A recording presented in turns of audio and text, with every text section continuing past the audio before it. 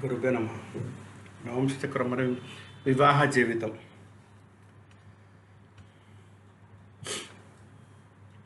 నవాంశ చక్రంలో నవాంశ చక్రం దాని ప్రాముఖ్యత. జ్యోతిష శాస్త్రంలో D1 మీ వ్యక్తిత్వాన్ని సూచిస్తే D9 అంటే నవాంశ చక్రం వివాహం తర్వాత మీ జీవితం ఎలా ఉంటుందో తెలియజేస్తుంది. వివాహ నాణ్యత మీ మీరు సంబంధాన్ని నిలబెట్టుకుంటారా లేదా మీ చేతులతోనే పాడు చేసుకుంటారా అనే విషయం ఈ చక్రం ద్వారా స్పష్టంగా తెలుసుకోవచ్చు. మొదటి ఇల్లు లగ్నం అన్నమాట. దాంట్లో వివాహ కోరిక, డిజైర్ ఆఫ్ మ్యారేజ్ అనేది ఏదైనా విభజన చక్రంలో అంటే డివిజనల్ చార్ట్లో మొదటి ఇల్లు ఆ రంగానికి సంబంధించిన కోరిక, డిజైర్ని సూచిస్తుంది. D9 లగ్నం ఇది మీరు పెళ్లి చేసుకోవాలని కోరిక ఉందా లేదా అనే విషయాన్ని స్పష్టత చేస్తుంది. పాపగ్రహాల ప్రభావం. లగ్నంపై శని, రాహు, కేతు, సూర్యుడు లేదా కుజుడు వంటి పాపగ్రహాల దృష్టి ఉన్నా లేదా వారు లగ్నంలో ఉన్నా ఆ వ్యక్తికి పెళ్లి పట్ల పెద్దగా ఆసక్తి ఉండదు. కెరీర్ పట్ల ఆసక్తి. లగ్నం పాపగ్రహ ప్రభావంలో ఉన్నప్పుడు ఆ వ్యక్తి కుటుంబం కంటే డబ్బు సంపాదించడం లేదా కెరియర్లో స్థిరపడడం పైన ఎక్కువ దృష్టి పెడతారు. వారు చిన్న వయసులోనే పెళ్లి చేసుకోవడానికి ఇష్టపడరు. శుభగ్రహాల ప్రభావం. లగ్నంపై గురుడు లేదా చంద్రుడు వంటి శుభగ్రహాల ప్రభావం ఉంటే పెళ్లి చేసుకోవాలన్న కోరిక బలంగా ఉంటుంది.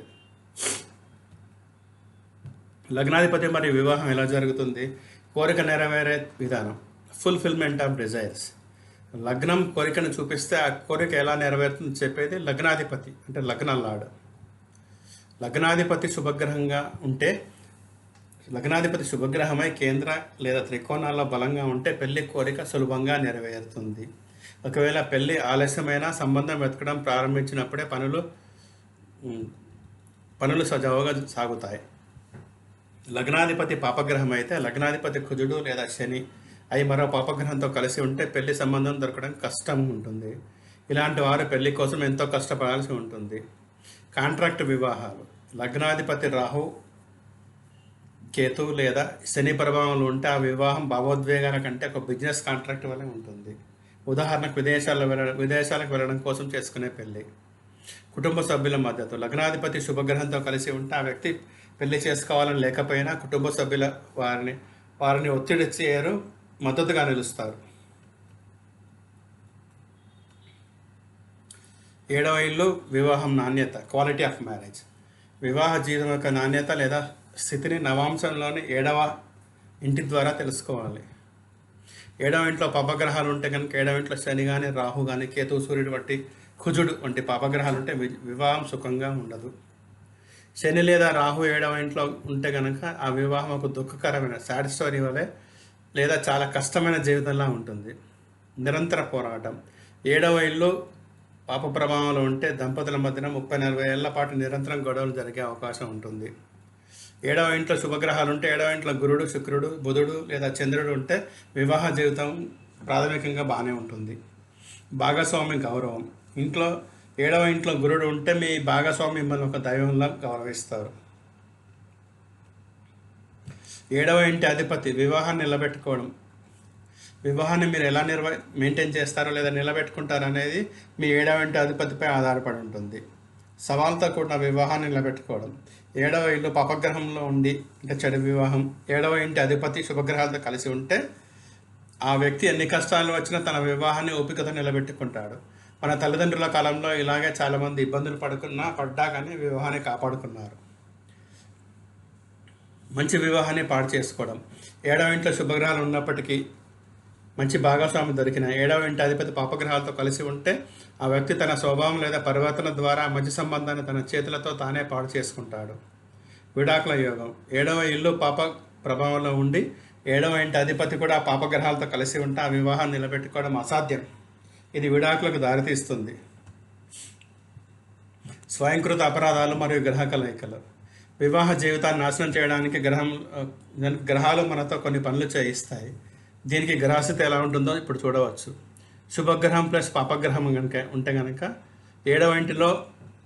7వ ఇంటి అధిపతి శుభగ్రహమై అంటే గురుడు, శుక్రుడు, బుధుడు, చంద్రుడు ఏదైనా క్రూరగ్రహంతో అంటే శని, కుజుడు, రాహుకేతు కలిస్తే మీరు మీ పెళ్ళిని కాపాడుకోలేరు.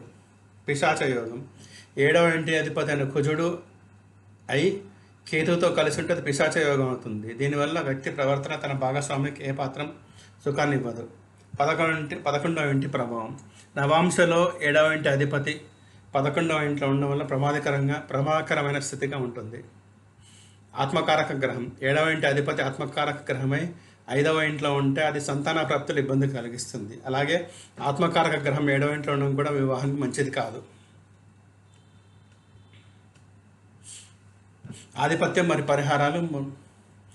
ఆధిపత్య ధోరణి, డామినెన్స్. నవాంశ చక్రంలో సూర్యుడు ఉన్నవారు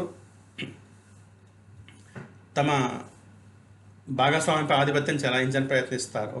భార్యాభర్తలు ఇద్దరిలో లగ్నంలో సూర్యుడు ఉంటే ఒకరిపై ఒకరు ఆధిపత్యం కోసం పోరాడుతూనే ఉంటారు. ఇది వివాహాన్ని విచ్ఛిన్నం చేయవచ్చు. ముఖ్యమైన పరిహారాలు. కలియుగంలో కర్మను మార్చలేం, కానీ దానిని మేనేజ్ చేసుకోవచ్చు. శివపురాణం.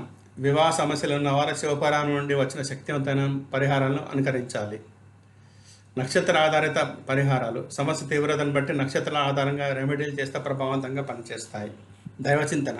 జాతకంలో వివాహ సుఖం లేనప్పుడు వ్యక్తి తన దృష్టిని ధర్మము, దానము వైపు, భక్తి వైపు మళ్లించడం వల్ల మనశ్శాంతి లభిస్తుంది. ముగింపు. వివాహం అనేది కేవలం గ్రహాల ఆట మాత్రమే కాదు, మన ప్రవర్తన మరియు సహనంపై కూడా ఆధారపడి ఉంటుంది. నవాంశలోని 7వ ఇంటి అధిపతి స్థితిని బట్టి మన ప్రవర్తన మార్చుకుంటే విధిని కొంతవరకు అనుకూలంగా మార్చుకోవచ్చు. ధన్యవాదాలు. దయచేసి షేర్ చేయండి, సబ్స్క్రైబ్ చేయండి, లైక్ చేయండి, కామెంట్ చేయండి.